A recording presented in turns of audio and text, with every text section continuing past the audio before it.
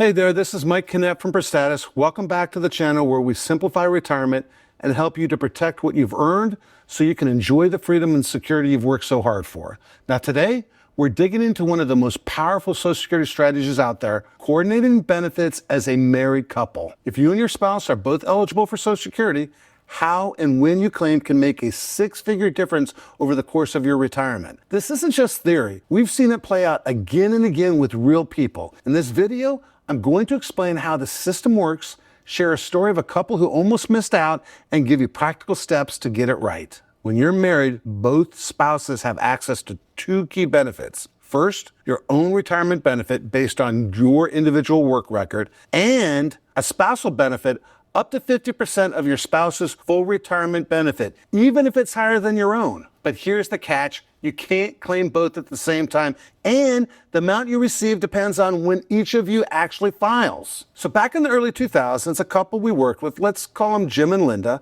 they planned to file as soon as they turned 62. Now Jim, he'd been the primary breadwinner and had a strong earnings history, and Linda worked mostly part-time. Now we showed them that if Jim waited to 70, his monthly benefit would increase by over 30%, and Linda could claim a higher spousal benefit by waiting until full retirement age. The result?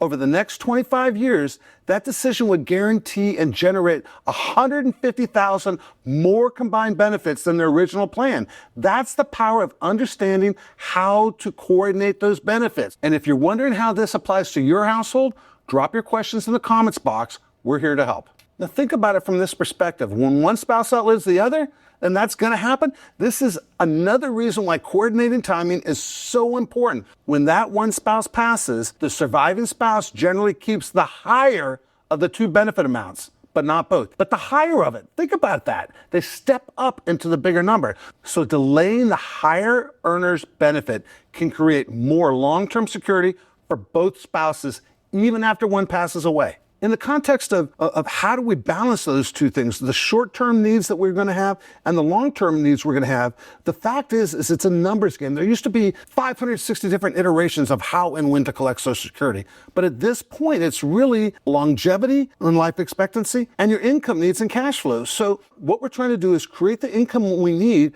by reducing and minimizing the amount we have to take out of our personal money, because remember, our personal money is money that can be left over for our heirs. That Social Security money, even though we get a step up into the surviving spouse's dollar amount, we get the higher of the two. The fact is, when we both die, the benefit that goes to our children, what's it, $250? That's nothing. So what we want to do is we want to create a plan. We want to do the math to see what happens if we collect at 62. What happens if I wait to 65? What happens if I wait to 67? What happens if I wait to 70? What happens if we collect half now? What exactly is going to happen to not only my nest egg, but also what's going to happen to the cash flow? Because even though I want to retire at 62, I want to have the biggest bang for the buck from my Social Security, and I want to have the biggest bang for the buck of my investments. I want it to last my lifetime, and I hopefully have something left over to leave to my heirs. And the fact is that if you look at it in a vacuum, waiting to age 70 to collect Social Security, you're absolutely going to get the biggest bang for the buck. Absolutely. But you know what? If nobody in your family has ever made it to past 80, why wait to 70? You're going to leave too much money on the table. And the general rule of thought is, if you take it to age 62 and you live past 71, you took it too early. If you wait to age 70, if you don't make it to 81, you took it too late and you left money on the table, you lost opportunities. So it is a math problem. It's a figurable math problem, meaning we can figure out the numbers, and it's all about proper planning, and that's what a phase 2 fiduciary will do for you. Coordinating Social Security as a married couple isn't about luck. It's about planning. And when the numbers can differ by six figures, you can't afford to guess. Want to see what your household's optimal claiming timeline looks like? Download our free Savvy Investor Retirement Summary or schedule a discovery call to walk through your options with us. If you found this to be helpful, give it a like, subscribe, and drop your questions in the comments section. We're here to help and be a resource every step along the way.